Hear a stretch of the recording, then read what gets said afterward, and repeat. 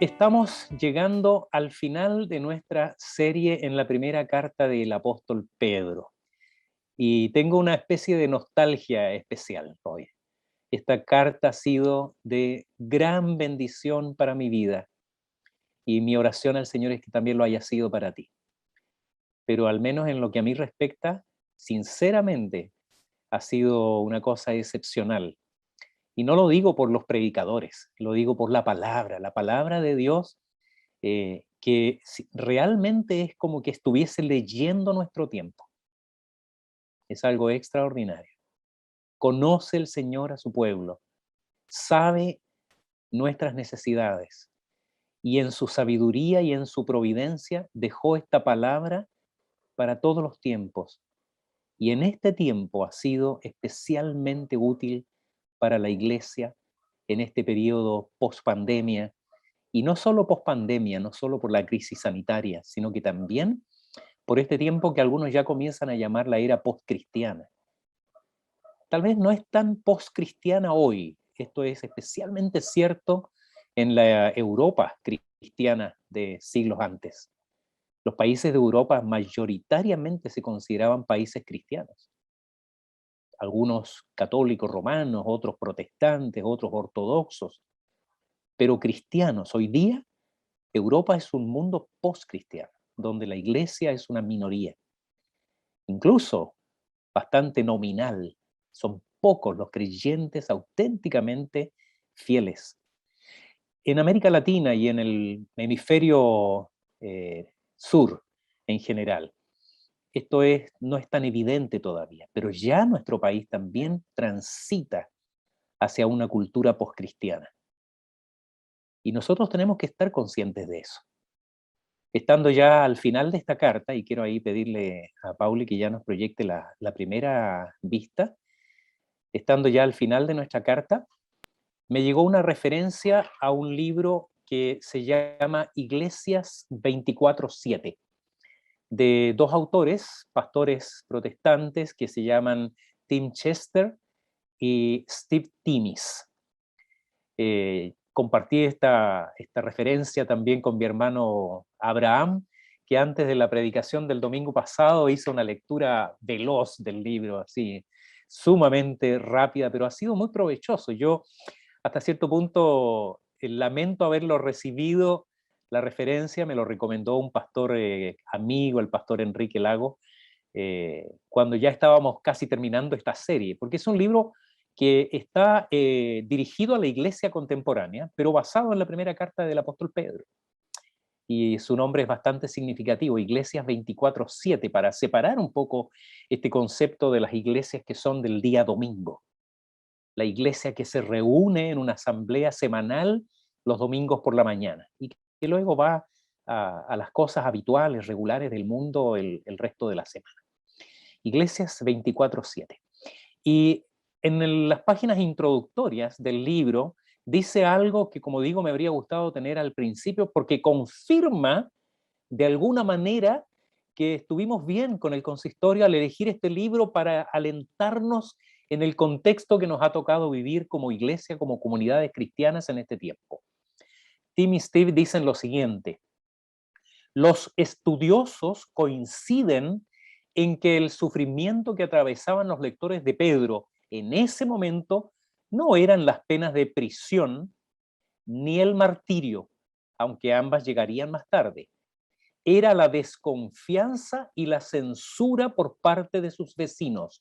Debido a su fe cristiana, eran marginados por la sociedad, alienados en sus relaciones y amenazados, si no experimentando, la pérdida de su honor y de su posición socioeconómica y posiblemente algo peor. Una descripción de la sociedad en la que nuestros hermanos del primer siglo, ahí en el Asia Menor, convivían y realizaban su vida como creyentes en Jesucristo, en una comunidad que les era hostil. Además de la evidente semejanza con nuestro contexto actual, al menos en cuanto a la tendencia, como decíamos recién, que ya se percibe también en nuestro país, Tampoco, como Pedro le dice a los hermanos de ese tiempo, debiera esto sorprendernos, porque así estaba escrito y el Señor Jesucristo, como lo hemos dicho muchas veces, había advertido que esto iba a ser de esta manera. Así que primero no debiera sorprendernos, pero además no solo no debiera sorprendernos, sino que incluso, y esto es algo loco, debiera alegrarnos. Pero ¿cómo, pastor? ¿Cómo nos vamos a alegrar por la persecución, la discriminación, los problemas? Sí, debiéramos alegrarnos porque confirma que estamos en la vereda correcta, que estamos en la fe del Señor Jesucristo. Esto es un caso, querida iglesia, de identidad confirmada. Cuando hay dudas respecto de cuál es la identidad de algo o alguien, es algo extraordinario cuando se dice, sí, finalmente este es. Bueno, este es un caso para la iglesia de identidad confirmada. Mencioné varias veces durante la serie de predicaciones que una de las cosas que me llama la atención es que el apóstol Pedro en su carta frecuentemente está invitándonos a reflexionar en quiénes somos. ¿Quién eres como creyente en Jesucristo? ¿Quiénes somos como iglesia en un contexto globalizado? ¿Quiénes somos nosotros en cuanto discípulos de Cristo? ¿Quiénes somos nosotros como criaturas escogidas por Dios? ¿Quiénes somos en una sociedad que va en una determinada dirección? Y entonces, usando una expresión que es muy común en nuestro tiempo en el mundo evangélico, somos una comunidad misional en medio de un mundo hostil. Eso somos. La iglesia no es meramente una agrupación de cristianos, gente que se reúne una vez a la semana para cantar hermosas alabanzas, escuchar a un predicador y salir de ahí diciendo, mire qué lindo estuvo, qué bueno fue vernos. No, la iglesia es una comunidad con una misión. Pero no es una comunidad con una misión que va alentada por el mundo y en un contexto donde somos admirados y felicitados por nuestra postura, no, en un medio hostil al evangelio, que es una tierra dura muchas veces que necesita de una gran energía para abrir un surco para poder poner la semilla. Una tierra seca, endurecida además por las tendencias de una cultura que muchas veces se mueve y funciona con principios totalmente ajenos a los que tienen los creyentes en Cristo. Así que con esto en pensamiento, con esta idea de que la carta de alguna manera interpreta muy claramente más bien lo que nosotros somos como creyentes en Cristo, una comunidad misional en medio de un mundo hostil, quiero pedirles que vayamos a el último texto de nuestro libro, la primera carta del apóstol Pedro, en el capítulo 5, entonces, versículos 6 al 14, pero nuestro sermón estará basado principalmente en las últimas recomendaciones o exhortaciones de Pedro, que da entre los versículos 6 al 9. Una comunidad misional en medio de un mundo hostil. Vamos a leer entonces nuestro texto. Será proyectado ahí también, pero abra su Biblia. No tema subrayar, anotar, marcar. Si tiene marcadores de colores, úselo también. Recuerdo un pastor que tenía toda una nomenclatura con colores para distinguir cuando hablaba del Espíritu Santo, de Jesús, promesa, una cosa muy bonita. Su Biblia era un verdadero mosaico de colores. Pero sobre todo lea su Biblia, ¿no? Léala mucho. Dice así la palabra del Señor. Humillaos, pues, bajo la poderosa mano de Dios, para que Él os exalte cuando fuere tiempo, echando toda vuestra ansiedad sobre Él, porque Él tiene cuidado de vosotros. Sed sobrios y velad, porque vuestro adversario el diablo, como león rugiente, anda alrededor buscando a quien devorar. Al cual, el diablo, resistid firmes en la fe, sabiendo que los mismos padecimientos se van cumpliendo en vuestros hermanos en todo el mundo. Mas el Dios de toda gracia, que nos llamó a su gloria eterna en Jesucristo, después que hayáis padecido un poco de tiempo, Él mismo os perfeccione, afirme, fortalezca y establezca. A Él sea la gloria y el imperio por los siglos de los siglos. Amén. Por conducto de Silvano, a quien tengo por hermano fiel, os he escrito brevemente, menos mala, fue breve, esto parece que era común en ese tiempo. Os he escrito brevemente, amonestándoos y testificando que esta es la verdadera gracia de Dios en la cual estáis. La iglesia que está en Babilonia, esto es Roma, elegida juntamente con vosotros, y Marcos, mi hijo, os saludan. Saludaos unos a otros con ósculo de amor. Paz sea con todos vosotros, los que estáis en Jesucristo. Amén. Oremos al Señor.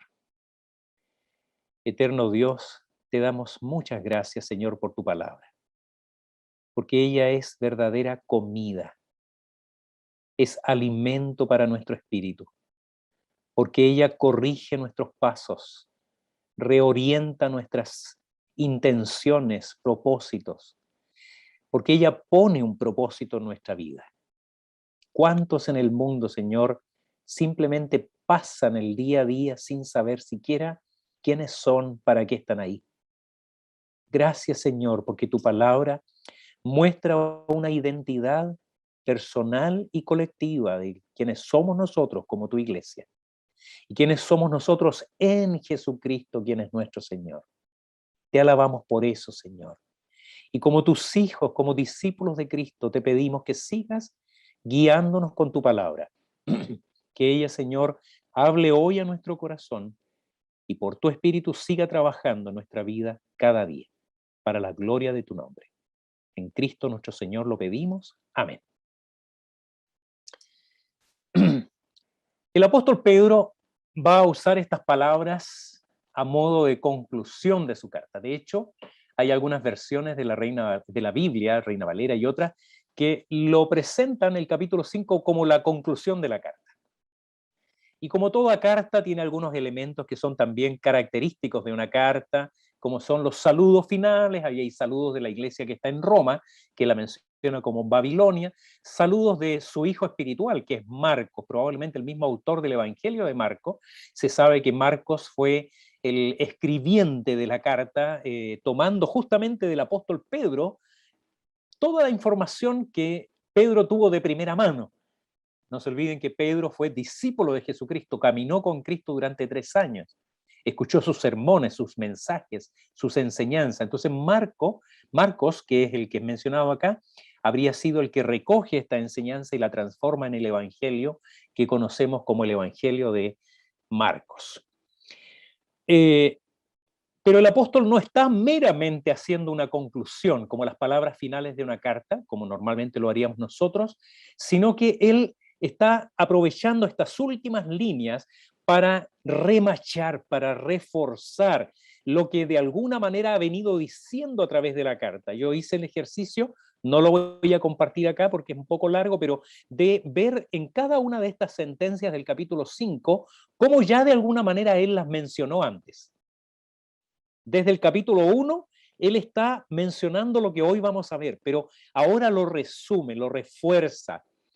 Es algo así como si dijera lo siguiente, y voy a mencionarles lo que escribí para ustedes. Dice, ustedes, estoy haciendo una paráfrasis, ustedes como hijos de Dios por Jesucristo, herederos de la gran salvación que ha de manifestarse al fin de los tiempos, aún les toca recorrer un largo camino viviendo como extranjeros y peregrinos, soportando hostilidad y oposición por causa de vuestra fe. Esto supone muchas de las cosas acerca de las cuales les he advertido en esta carta. Tengan en cuenta cada una de ellas, pero si van a conservar en su memoria alguna, estas son las que no deben olvidar. A. Humíllense bajo la mano poderosa del Señor, porque Él les exaltará a su debido tiempo. B.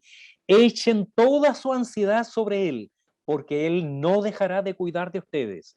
C. Sean sobrios y velen en oración, porque el enemigo de Cristo y de su iglesia no descansa.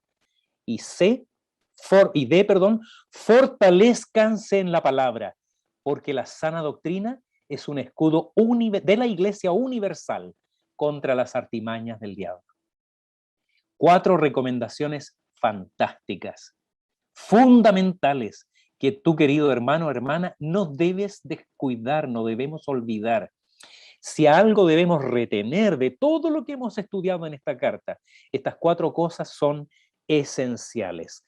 Luego la carta termina con palabras de bendición y saludo, como decíamos, las mismas con las que la iglesia ha sido bendecida a lo largo de los siglos. Y las hemos cantado: Dios te bendiga y te guarde, haga resplandecer su rostro, y otras tantas, pero esta en particular son palabras de bendición muy especiales para la iglesia, y que nos recuerdan que el vehículo, que son las palabras del Señor para nosotros, personas con fortaleza y debilidades, son las mismas a lo largo de 20 siglos. Que el cuerpo de Cristo es uno solo, traspasando las barreras del tiempo, las barreras geográficas y las barreras del idioma y de la cultura. Él está escribiendo desde la ciudad de Roma, la que llama Babilonia, y termina diciendo que nos saludemos con besos de amor. Eso le vamos a tener que decir al apóstol Pedro, que lo vamos a postergar un tiempo. Porque si no nos vamos a dar abrazos, menos nos vamos a dar besos. Absolutamente prohibidos por un tiempo, queridos hermanos. Bese a su esposo, a su esposa, a sus hijos, pero entre nosotros vamos a evitar los besos al apóstol Pedro. No te vamos a hacer caso por un tiempo en eso. Los invito entonces ahora a mirar un poquito más de cerca estas recomendaciones finales desde los versículos 6 al versículo 9, entendiendo así que son para cada uno de nosotros. Nosotros, Iglesia de Jesucristo, en pleno siglo XXI, quienes vivimos esta realidad de ser una comunidad de fe, una comunidad misional, enfrentando una fuerte hostilidad hacia los cristianos, y conscientes de que esta hostilidad podría endurecerse, no disminuir con el tiempo. Dios tenga misericordia de nosotros, y más aún de nuestros hijos y de las próximas generaciones en general de creyentes. Nuestro tema entonces de hoy es cómo seguir siendo una comunidad misional en medio de la hostilidad. Y vamos a ir a la palabra del Señor, que nos dice que para seguir siendo una comunidad misional en un mundo hostil, lo primero es: humíllense delante del Señor, porque Él los exaltará. Son 4 recomendaciones que el apóstol Pedro va a dar, y la primera de ellas es: humíllense delante del Señor, porque Él los exaltará. Dice textualmente: humillaos pues bajo la poderosa mano de Dios, para que Él os exalte cuando fuere tiempo. Este versículo debe ser leído por causa de ese pues que aparece ahí, junto con la última parte del versículo anterior. Si usted tiene abierta su Biblia ahí, en el versículo 5 dice: sumisos unos a otros, revestidos de humildad, porque Dios resiste a los soberbios y da gracia a los humildes. Con eso en mente, entonces, humíllense pues bajo la poderosa mano de Dios, para que Él os exalte cuando fuere tiempo. Y yo quiero llamar primeramente nuestra atención a la forma en que todas estas ordenanzas o recomendaciones o exhortaciones de Pedro están dadas en forma plural. No es humíllate. Aprendí yo cuando joven una alabanza de estas coritos que llamábamos, que estaba expresado así en forma singular: humíllate delante del Señor y Él te exaltará. No, dice humíllense. Todos ustedes. Es una expresión plural. Claro, uno dirá, alguno de ustedes tal vez está pensando, bueno, esta es una carta a una iglesia, obviamente está dirigida a un grupo, les habla todo en plural. Pero no se trata solamente de la pluralidad de los lectores, porque el versículo anterior justamente apunta a este concepto de comunidad: sumisos unos a otros. Este es un tema de algo que afecta a toda la comunidad, no a un individuo, no a un creyente aislado del resto. Es un llamado a reconocer nuestra unidad como compañeros de milicia, hermanos que están juntos enfrentando la oposición del mundo, condición que indudablemente no da, no aguanta, no tolera el individualismo tan característico de nuestro tiempo y el orgullo que puede afectar a algunos creyentes de sentirse que son especiales, superiores, poderosos, capaces. No, estos conceptos que lamentablemente están tan presentes y tan entronizados en nuestra sociedad, el individualismo y el orgullo, son dos de los mayores obstáculos para que una iglesia misional pueda alcanzar hoy a los llamados por Dios y al mismo tiempo resistir las contradicciones del mundo y del enemigo de la iglesia que es el diablo. Es la vieja tentación que vuelve otra vez a ser utilizada por el mismo demonio, la vieja serpiente o serpiente antigua, como dice elegantemente la escritura. Suena más elegante que decir la vieja serpiente, ¿no? Pero es la misma vieja serpiente que ahí en el Edén tentó a nuestros primeros padres, diciéndoles, si no van a morir, sino que ustedes serán como Dios, sabiendo el bien y el mal. En otras palabras, ustedes van a tener el control de sus vidas. Ustedes van a ser ustedes mismos, no necesitan a Dios, ni necesitan a otras personas. Y eso es el mensaje más poderoso de la cultura contemporánea, el individualismo. Personas que son capaces y autosuficientes para tomar sus propias decisiones. Uno de los frutos de la caída ahí en el Edén es ese individualismo pernicioso, que no ha estado tan ausente como quisiéramos en la vida de la iglesia, de esta comunidad misional. Tim Chester y Steve Timmis, en este libro que les comenté, Iglesias 24/7, lo dicen de esta forma: nuestra cultura ha convertido en virtud una parte integral de la caída, nuestro deseo de controlar nuestras propias vidas. Eso hoy día es considerado una virtud. Una virtud. Tú eres capaz, tú puedes. No tienes que pedirle permiso a nadie. Tú tienes el control de tus emociones, de tus proyectos, de tu vida. No necesitas a nadie ni a Dios. Y ese mensaje ha calado hondo en la cultura contemporánea. Soy yo solo, tomo mis propias decisiones, a lo más pensando en mi familia cercana. O sea, yo y los míos, no importa lo demás. Por eso, querida iglesia, necesitamos recuperar, mejorar, enriquecer nuestro sentido de ser iglesia, de ser comunidad de discípulos, de sujetarnos unos a otros con humildad, dispuestos a ofrecer y a recibir ayuda. Si tu corazón, o en tu corazón más bien, es frecuente la idea de que no necesitas ayuda, de que estás bien así como estás, de que estoy bien solo, que no le voy a contar a nadie mis problemas, mis preocupaciones, mis necesidades porque me las arreglo. Ten cuidado con ese pensamiento, revisa cuáles son las raíces de ese sentimiento, porque muchas veces a la raíz de ese sentimiento, veladamente, tal vez no conscientemente, está la actitud de que si no pido ayuda, entonces tampoco tengo que ofrecerla después. Si no necesito nada, entonces no tengo por qué pensar en la necesidad de mis hermanos. Esto no me compromete, no pone en la perspectiva de la reciprocidad el hacer por otros mañana lo que hoy estoy pidiendo que hagan por mí. No necesito a nadie, no molesto a nadie para que nadie me moleste a mí. Cuidado, cuidado con que ese sentimiento, aunque veladamente esté en tu pensamiento, debemos ser capaces de también decir, hermano, necesito ayuda, necesito que ores por mí, estoy pasando una necesidad, porque eso es parte esencial de nuestra comunidad, de ser comunidad de discípulos. Por eso necesitamos recuperar, como decíamos, este sentido de ser iglesia.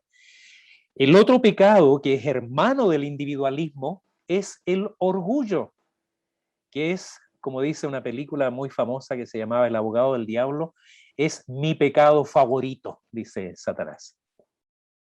Mi pecado favorito. Chester y Timmis añaden, valoramos la autosuficiencia. Muchos dicen, lo hice yo solo. Y no lo dicen con vergüenza, lo dicen con orgullo. Yo lo hice. Acá este llamado a humillarnos, todos nosotros, bajo la poderosa mano de Dios, nos exhorta a reconocer nuestra dependencia de Él y nuestra interdependencia. ¿La iglesia es esencialmente comunitaria o no es iglesia de Cristo? Es por eso, hermanos amados, que el Señor Jesucristo nos enseñó a orar ¿cómo? Padre, ¿qué? Nuestro. No Padre mío, mi Padre, no. Padre nuestro que estás en el cielo. Después añade, venga a nosotros tu reino. Danos hoy nuestro pan de cada día y perdona nuestros pecados. Así que todos nosotros, sujetos unos a otros, como quienes reconocen que todos estamos bajo las mismas tensiones y amenazas, nos humillamos bajo la poderosa mano del Señor, reconociendo que toda nuestra fuerza viene de Él. Es posible que la iglesia y los creyentes sufran humillaciones, vejaciones, funas, cancelaciones en redes sociales o en sus círculos más cercanos. Es probable que pierdas amigos. En esas condiciones, recuerda que la poderosa mano de Dios es la que está sobre ti. Y un día, dice Pedro, Él pondrá las cosas en su lugar. Dice el Señor Jesucristo que en un día vendrán los ángeles del cielo enviados por Él a cegar la tierra y separarán el trigo de la cizaña. Y fíjese lo que dice, enviará el Hijo del Hombre a sus ángeles y recogerán de su reino a todos los que sirven de tropiezo y a los que hacen iniquidad. Dios tenga misericordia de ellos. Y los echará en el horno de fuego.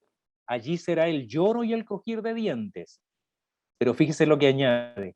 Entonces, como dice Pedro, a su debido tiempo, entonces los justos resplandecerán como el sol en el reino de su Padre. El que tiene oídos para oír, oiga. Mateo 13, 41 al 43.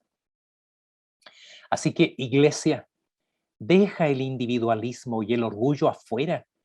No es tiempo hoy para ser exaltados, sino para sujetarnos unos a otros y todos bajo el dominio del Señor.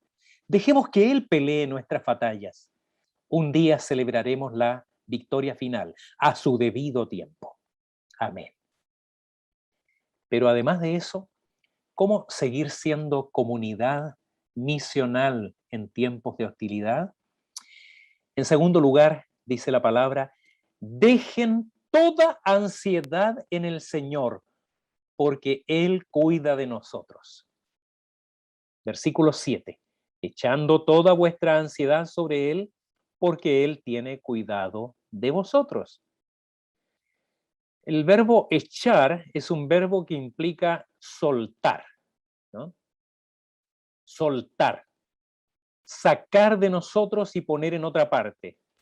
En este caso, se trata de dejar ese sentimiento que aflige a tantos hoy día y dejar que Dios se encargue. Permiso. El domingo pasado prediqué en vivo en la iglesia de Maipú, en directo, digamos, presencialmente, con mascarilla, y fue terrible. Ya me estoy preparando para preguntar a los expertos cómo hacerlo para no forzar más la voz y no sufrir esa sequedad que se produce. Fue muy complicado y ya he visto varios predicadores con ese mismo problema. Así que, ansiedad, ¿qué es la ansiedad? ¿Ha estado usted ansioso alguna vez? Es un sentimiento bastante conocido, infelizmente muy de moda.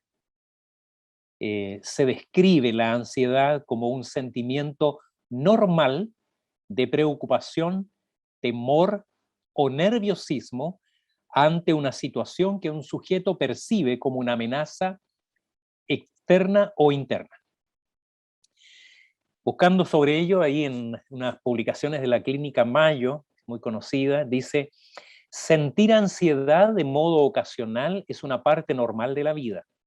Sin embargo, las personas con trastornos de ansiedad con frecuencia tienen preocupaciones y miedos intensos, excesivos y persistentes sobre situaciones diarias.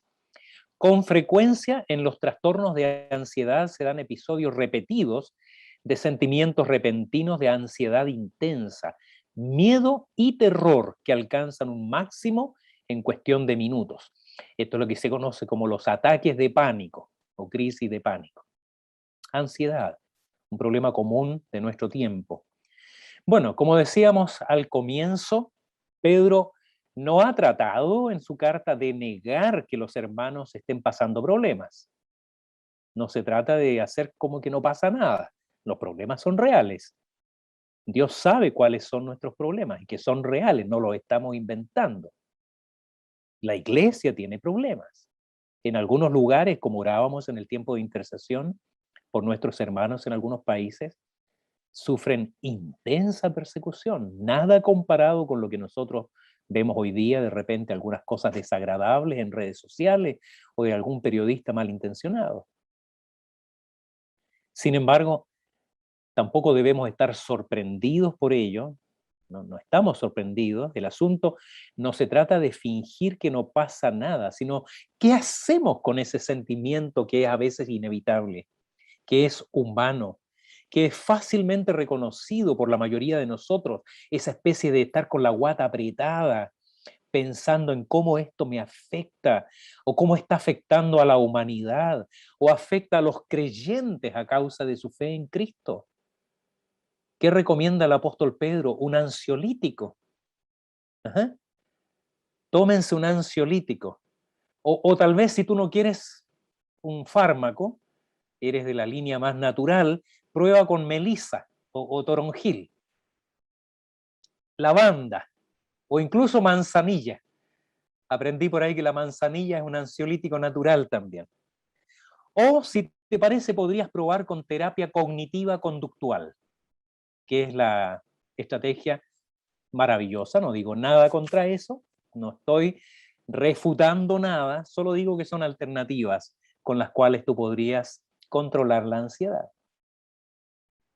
Pero el caso es que el apóstol Pedro, inspirado por el Espíritu Santo, no nos recomienda nada de eso.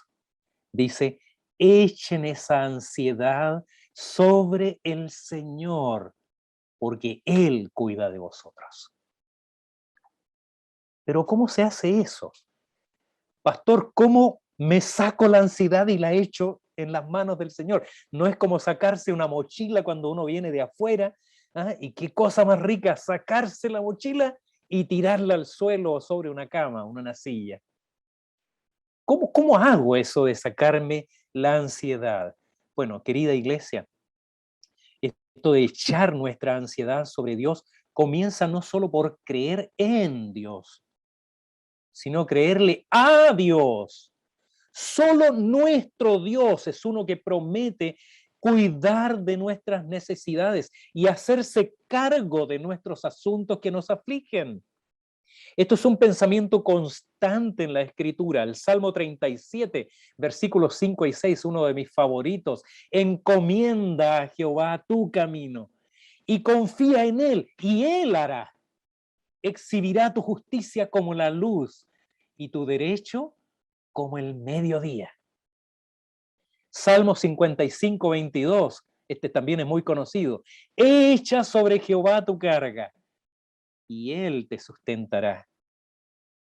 Y nuestro Señor Jesucristo, amado Salvador, dice: no se afanen por su vida, qué van a comer o qué van a beber, ni su cuerpo, qué van a vestir. Vuestro Padre sabe que ustedes tienen tales necesidades. Yo sé que he dicho esta ilustración alguna vez, así que si la repito, me perdonan, pero ya estoy más viejito. Un campesino iba en su carreta de bueyes, tirado por bueyes, con su carreta desocupada, cuando ve a un vecino que iba con un saco al hombro enorme y se veía cansado, jadeando. Entonces gentilmente paró los bueyes y le dijo, súbase, yo lo llevo. El hombre se subió a la carreta y siguieron el camino, y manejando sus bueyes adelante ahí, pero conversando en el camino notaba que el hombre aún jadeaba, que todavía se sentía cansado, y en eso mira para atrás, y el hombre iba sentado en la carreta con el saco al hombro. O sea, si crees en Dios, créele a Dios, echa tu carga sobre Él. Descansa de eso, déjalo en sus manos. Uno de los himnos favoritos de mi madre, que lo cantaba en la iglesia cuando era joven ella por fines evangelísticos, y era una interpretación maravillosa que yo todavía recuerdo, un himno de Philip Bliss, que se llama Ven alma que lloras. Levanten la mano los que lo conocen. Ven alma que lloras, ven al Salvador. En tus tristes horas, dile tu dolor, dile sí tu duelo. Ven tal como estás, habla sin recelos y no llores más. Tu pena y tristeza dile a tu Señor. Cruel desventura, engaños y error, en su tierno seno descanso hallarás. Ven porque Él es bueno y no llore en paz. Tú misma, alcanzado, enseña la cruz, guía al angustiado hacia el buen Jesús. La bendita nueva de celeste paz a los tristes lleva y no llores más. Maravilloso. Estoy arreglando mi proyección acá un momento, disculpen. Así que hay hostilidad, nadie lo niega. Podría ser que en nuestro país prevalezcan, ahí está el himno. Extraordinario, muchas gracias. Un día lo vamos a cantar, ¿eh? Lo vamos a recomendar. Hermanos músicos, anótenlo. Podría ser que en nuestro país prevalezcan las ideologías que quieren limitar y hasta conculcar, si les fuera posible, nuestros derechos a vivir y a difundir nuestra fe o a practicar los principios y valores que sustentamos inspirados en la Biblia. Dios lo sabe. No es que yo no deba ocuparme de eso. No se trata de cruzarnos de brazos y no hacer nada. Si vamos a marchar, marcharemos. Algo haremos. Pero se trata de no preocuparnos, dejarlo todo en las manos de Dios Todopoderoso. Lo dejo en el Señor y confío, descanso, espero en Él, porque sé que Él cuida de nosotros. Pero además de esto, ¿cómo seguir siendo comunidad misional en medio de un mundo hostil? En tercer lugar, vigilen estando alerta, porque el enemigo no descansa. Versículo 8 dice, sed sobrios y velad, porque vuestro adversario el diablo, como león rugiente, anda alrededor buscando a quien devorar. En verdad, querida iglesia, que esta carta es muy práctica, porque ahora Pedro nos lleva, cómo no, a uno de los pilares de la fortaleza cristiana. Esa convicción que tenemos, como alguien dijo alguna vez, que cuando el creyente se pone de rodillas, Satanás sale arrancando. El creyente se pone de rodillas y el diablo arranca. Porque la sola idea de un león, póngase en esa situación, usted está en una cabaña por ahí en el campo, en un lugar donde hay leones. Bueno, acá en el sur hay pumas, algo parecido. Y anda un león rondando alrededor hambriento. Esto podría ser terrorífico, incluso para los cristianos, si no fuera porque nosotros sabemos que esa búsqueda que dice aquí la escritura, el león anda buscando a quien devorar, lo que anda buscando el león, este león rugiente, Satanás, son cristianos paveando, son cristianos pajareando, descuidados, que se olvidaron de orar, que se olvidaron de la dependencia del Señor, que están más pendientes de lo que dicen las redes sociales, las últimas noticias, la última serie, el último programa de la televisión, las cuestiones de cualquier tipo, o el último videojuego, viejote ya. A esos cristianos el diablo anda buscando para devorar. Esos son los cristianos que un león hambriento escogería porque son presa fácil. Pero el creyente en el que habita el Espíritu de Cristo y que dice la palabra, está equipado con la armadura de Dios para estar firme contra las acechanzas del diablo. Efesios capítulo 6, versículos 11 en adelante. Está equipado para resistir en el día malo. El apóstol Juan dice en su primera carta, sabemos que todo aquel que ha nacido de Dios no practica el pecado, pues aquel que fue engendrado por Dios, Jesucristo, le guarda y el maligno no le toca. El maligno no le toca, mucho menos se lo puede comer. Pero es estar lleno de la presencia de Cristo, nutrido con su palabra, permanecer alerta en oración, estar alerta, esto está directamente relacionado con la oración, que paradojalmente hacemos con los ojos cerrados. Los antiguos hermanos en Israel oraban con los ojos bien abiertos mirando al cielo. Yo no sé si es buena idea cerrar los ojos para orar. Siempre me acuerdo algo que contaba un hermano que se llama Hernán, que contaba que un día estaba solo en su casa, se calentó un plato de carbonada, lo puso en la mesa, se puso delante con el del plato, cerró los ojos y se puso a orar, cuando de repente escuchó, abre los ojos y el gato del otro lado le estaba comiendo la comida, ¿no? Así que yo a veces pienso que deberíamos orar con los ojos bien abiertos, o con un ojo cerrado y el otro abierto, pero ser vigilantes. Mateo y Marcos registran estas palabras del Señor Jesucristo, velad y orad, porque el espíritu a la verdad está dispuesto, pero la carne es débil. Y la experiencia común de muchos de nosotros creyentes en Jesucristo es, con seguridad, no necesito preguntártelo para saber porque es mi propia experiencia, cuando descuidamos la práctica de la oración, es cuando más decaen nuestras fuerzas, decae nuestro ánimo y quedamos más expuestos a las amenazas del mundo, del enemigo de la iglesia y de Cristo y de nuestro propio pecaminoso corazón.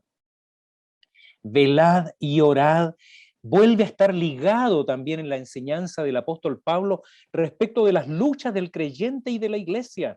Cuando él describe cada una de las partes de esta armadura de Dios, ahí en el libro de Efesios capítulo 6, si tú miras con cuidado, todas ellas están relacionadas con la palabra y también están relacionadas con la oración, porque él concluye su oración, su texto diciendo, orando en todo tiempo, con toda oración y súplica en el Espíritu, y velando en ello con toda perseverancia y súplica por todos los santos. Es decir, orando y velando permanentemente, constantemente, todos los días de nuestra vida. No se refiere a esa pequeña oración para bendecir los alimentos o esa pequeña oración para iniciar o terminar la jornada. Velar y orar permanentemente. No hay mejor tiempo invertido, queridos hermanos, para seguir siendo una comunidad misional en medio de un mundo hostil. La oración no es opcional.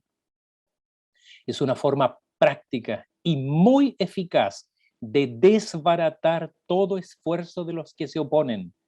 La iglesia orando específicamente por esto, por la resistencia del mundo, porque el Señor abra puertas, porque el Señor dé oportunidades, porque el Señor desbarate y frustre los planes de los enemigos de la iglesia. La oración es fundamental. Pero vamos a la última recomendación del apóstol Pedro para responder cómo seguir siendo una comunidad misional en medio de la hostilidad. 4. Sean firmes en la doctrina, porque es el escudo de la iglesia. Sean firmes en la doctrina, porque es el escudo de la iglesia. Versículo 9 dice, al cual resistid firmes en la fe, sabiendo que los mismos padecimientos se van cumpliendo en vuestros hermanos en todo el mundo. La palabra nos manda resistir al diablo. Y dice ahí en Santiago 4:7 que huirá de nosotros. Pero, ¿cómo es que resistimos al diablo? ¿Será a puñetazo limpio? Yo ya he oído historias que, si no fueran tan trágicas las mentiras de los falsos profetas, darían más risa, pero en realidad no es muy simpático ni gracioso. Historias de cristianos peleando a combo limpio con Satanás. Del tipo de los chistes, ese combos iban y combos venían. Que más venían que iban. Como digo, esto nos daría risa si no fuera porque es pernicioso. Todas las versiones de la escritura que consulté, incluso versión textual, las versiones en griego. Yo ya he dicho muchas veces que no sé mucho griego, así que yo busco en los textos auxiliares. Todas dicen que la base de esta resistencia para hacerla eficaz y exitosa es la fe, pistis, que por el contexto que estamos leyendo y otros pasajes de la Escritura, entendemos que no se trata de la fe subjetiva, meramente de la confianza. Sí, yo confío en Dios, no, yo creo en Diosito. No, no es esa fe subjetiva. Fe acá es doctrina, es palabra, es enseñanza de la Escritura. Es nuestra confesión, el credo que sostiene la Iglesia. Esa es la forma en que nuestra confesionalidad, la fe depositada en la Escritura, en la palabra de Dios, que es viva y eficaz, previene todo ataque del enemigo y nos libra de sus influencias y acechanzas. Pedro no está accidentalmente cuando dice, sabiendo que estos mismos padecimientos se van cumpliendo con vuestros hermanos en todo el mundo, no está apelando a ese refrán que dice mal de muchos. Usted lo terminó, no yo. Al añadir acá que lo mismo que padecemos en nuestro contexto le está ocurriendo a la iglesia en muchos lugares del mundo. No nos consuela saber que hay creyentes que están sufriendo incluso más que nosotros, persecución y hasta muerte. No, querida iglesia. Aún esa frase está puesta ahí para confirmar la verdad de las Sagradas Escrituras y el alcance universal del Evangelio de Cristo. Kistemaker nos enseña que el griego enfatiza no tanto los mismos, como si en otros países estuvieran sufriendo lo mismo que sufre aquí la iglesia en Chile, sino más bien que apunta a la misma clase de padecimientos, básicamente oposición del enemigo de Cristo y de la iglesia a la sana doctrina y al estilo de vida de los creyentes en Jesucristo. Lo que nos une a nuestros hermanos en el mundo no es solo una experiencia común, sino el mismo credo. La base de la iglesia es nuestra convicción doctrinal, edificado sobre el fundamento de los apóstoles. La carta de Pablo a los Efesios, capítulo 2. Y donde quiera que la palabra de Dios se levante como un estandarte cristiano, habrá oposición y luchas. Y donde quiera que los cristianos se descuiden en la palabra de Dios, habrá relativización de la escritura y flexibilización de nuestros principios y estos cristianos estarán perdidos. Dios nos libre. Porque ese es el efecto, querida iglesia, del relativismo teológico, que es un aliado de Satanás. Y no lo es menos la neo-ortodoxia, porque es más sutil y por tanto más peligrosa. Nuestro Señor Jesucristo se defendió ¿cómo? Cuando Él estaba siendo tentado ahí después de 40 días de ayuno en el desierto. ¿Cuál fue la base de la defensa de nuestro Señor Jesucristo a los ataques y a las tentaciones de Satanás? Usted lo sabe. Escrito está.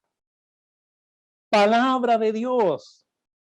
Las partes de la armadura de Dios con las que el cristiano se cubre para enfrentar las acechanzas y la oposición de estas huestes espirituales de maldad en lugares celestiales, son todas ligadas con la palabra de Dios. Verdad, justicia, evangelio, fe, pistis de nuevo, el yelmo de la salvación, que está ¿dónde? En la cabeza, nuestro pensamiento. No en la guata, no en los sentimientos y las emociones. Y sobre todo, la palabra de Dios, que es la espada. Esto es algo extraordinario, explícitamente, palabra de Dios. Es la defensa del creyente y de la iglesia contra las asechanzas del enemigo. Tan peligroso como descuidar la oración es descuidar el estudio serio de la palabra de Dios, la meditación en ella, como dice el Salmo 1, y hasta la memorización de la palabra de Dios. Estoy seguro que si tú estás en un lugar aislado, solo, no tienes una Biblia a mano y sientes la influencia de Satanás o las tentaciones del enemigo, o estás en una prueba difícil, vas a agradecer tener en tu memoria la palabra. Va a ser maravilloso poder evocar, invocar la palabra de Dios en tu memoria, en tu mente, y poder orar la palabra de Dios en ese momento. Por eso son, y lo quiero decir con todas sus letras, son instrumentos de Satanás, los falsos pastores y falsos maestros que pervierten el evangelio, que hacen barata la gracia y no enseñan doctrina, sino que están alimentando a sus rebaños con chatarra espiritual. Son aliados de Satanás. Por eso es tu deber alimentarte con la palabra de Dios, con todo el consejo de su palabra. Estudiar, escudriñar, que significa cuadrito a cuadrito. Repasar hasta que la palabra de Dios sature tus pensamientos.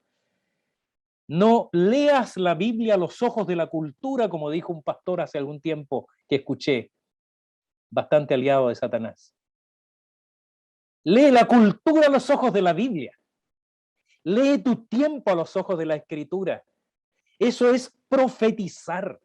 Eso es entender nuestro tiempo, el que el Señor nos ha, por gracia, permitido vivir, con todos sus problemas, tomando la Escritura como arma para entender la cultura, para avanzar en ella, para llevar el Evangelio, para cumplir la gran comisión, aún en medio de las hostilidades.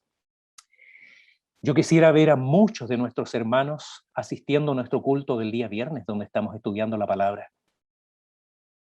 Lamentablemente ese grupo disminuye cada vez más. Yo quisiera verlos ahí.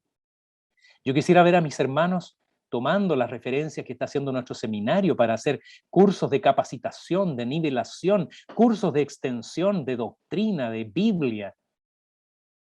Interesados, pastor, yo quiero aprender, quiero estudiar, ¿qué me recomienda? ¿Qué libros leo? Eso debiera ser una motivación permanente en nosotros, algo que fue una característica de los presbiterianos durante mucho tiempo, que lamentablemente muchos de nosotros estamos convirtiendo en mito. Esta firmeza en la fe de Cristo, en la doctrina, en nuestra confesión, será un aliado poderoso para seguir siendo una comunidad misional en medio de un mundo hostil. Bien, querida iglesia, estamos llegando al fin de nuestra caminata juntos, meditando en esta serie que llamamos Esperanza Viva. Quiso el Señor inspirar a nuestro hermano Pedro para dejarnos esta carta que busca alentarnos en medio de las pruebas de este mundo y especialmente en una cultura que, a semejanza de lo que ocurría con nuestros hermanos en el primer siglo ahí en el Asia Menor, se ha vuelto hostil al Evangelio y amenaza con aumentar la oposición y endurecerse contra los cristianos. Pedro nos dice que ni debemos negar esta realidad, ni debe sorprendernos. Más bien debiéramos alegrarnos, porque significa que estamos en el lado correcto del camino. Pero al cerrar su carta y antes de bendecirnos, como lo haremos a continuación con sus palabras, él deja para nosotros estas 4 últimas exhortaciones.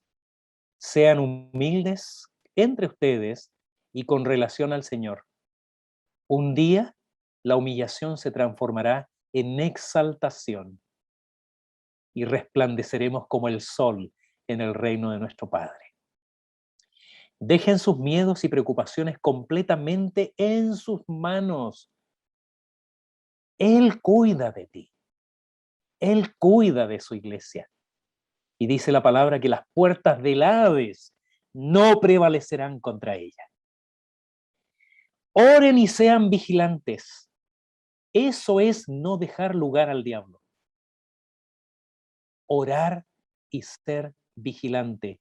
Oren con un ojo cerrado y el otro bien abierto. Y finalmente, afirmen su mente con la sana doctrina de la bendita palabra de Dios. Él no nos dejó solos. Él dejó su palabra para sostener a la iglesia a lo largo de toda su caminata, mientras peregrinamos como extranjeros y peregrinos hacia la patria celestial, nuestro lugar definitivo con Dios. Que el Señor bendiga a cada uno de ustedes.